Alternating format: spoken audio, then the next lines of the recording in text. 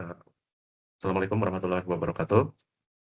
Kami sini dari kelompok 9 manajemen proyek akan presentasikan, ide bisnis kami judul P2P, Port Operation Optimization Platform. Lanjut. Nah, berikut adalah anggota kelompok kami. Lanjut. Pertama, saya akan menjelaskan mengenai problem atau latar belakang kami memilih bisnis ini. Yang pertama adalah komunikasi tidak terpusat, karena masih menggunakan WhatsApp, email, antar kapal, agen, atau otoritas. Yang kedua, tidak ada pencatatan otomatis seperti timestamp, service level agreement, sehingga semua proses itu dilakukan secara manual. Yang ketiga, tidak tersedia tracking real time untuk posisi kapal dan juga status clearance in ataupun clearance out-nya. Yang keempat, kurangnya transparansi informasi bagi pemilik kapal, penjual atau pembeli kargo, dan juga pihak terkait. Lalu yang terakhir adalah sistem dan proses yang tidak terintegrasi, mengakibatkan koordinasi lambat dan memperpanjang IPT atau Integrated Port Time. Next. Berikut adalah beberapa literatur yang digunakan. Yang pertama, Review of Maritime Transport dan juga laporan Kemenhub yang membahas mengenai pentingnya digital solutions untuk efisiensi pelabuhan dan juga koordinasi layanan kapal di Indonesia itu masih banyak yang dilakukan secara manual. Next.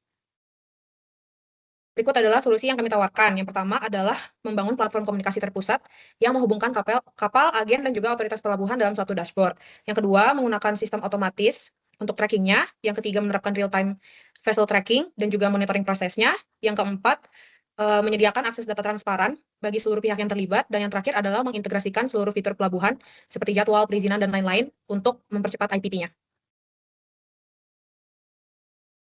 Selanjutnya ada target market. Kami ada 2, yaitu shipping companies dan port authorities. Alasannya sederhana karena mereka yang paling merasakan dampak dari solusi yang kami berikan, dan mereka pemegang kendali utama dalam operasional pelabuhan. Mereka itu merasakan dampaknya seperti keterlambatan dan miskomunikasi.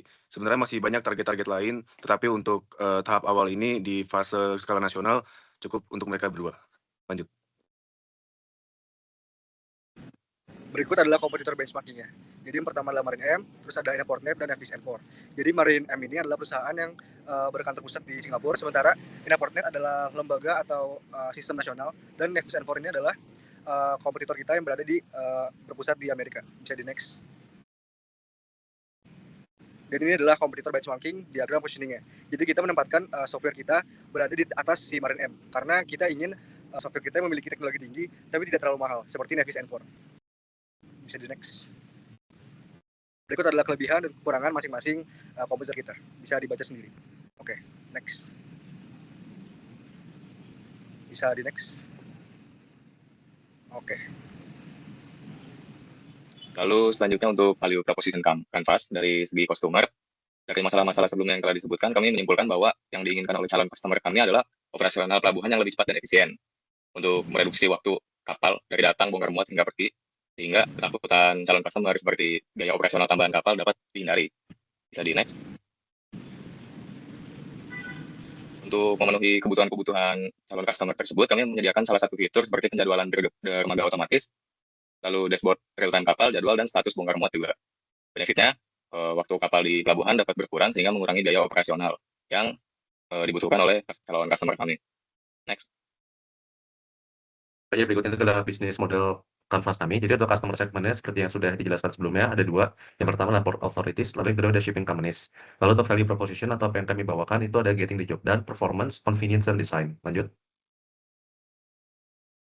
Selanjutnya untuk channel, di mana bagaimana cara kami reach out pada calon customer kami akan melalui 4 channel. Yang pertama melalui tender, lalu yang kedua melalui aplikasi LinkedIn, lalu melalui Kemenhub, dan yang terakhir ada Expo. Kemudian untuk customer relationship yang akan kami bangun adalah jenisnya client dan vendor. Di sini kami akan sebagai vendor akan menyediakan training, support, dan development pada klien kami untuk menggunakan software yang kami buat. Lanjut. Ya baik, selanjutnya ada revenue streams. Di sini ada licensing, implementation fee, dan device integration fee. Terus ada key activities-nya. Untuk upstream itu pengembangan software, pengolahan data, oceanografi, integrasi sistem, dan manajemen platform. Kalau yang downstream-nya, latihan, customer service, pemasaran, dan CR, dan pelaporan data. Di sini ada key resource-nya. Untuk human itu ada engineer, oceanographer, sales, dan support. Knowledge itu ada data, algoritma, software, dan brand. Finance itu ada modal dan investasi. Key partners-nya itu konsultan bidang maritim, programmer, vendor hardware, dan regulator.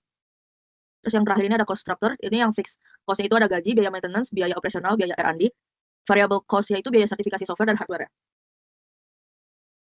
Baik, demikianlah presentasi dari kami. Terima kasih atas perhatiannya. Assalamualaikum warahmatullahi wabarakatuh.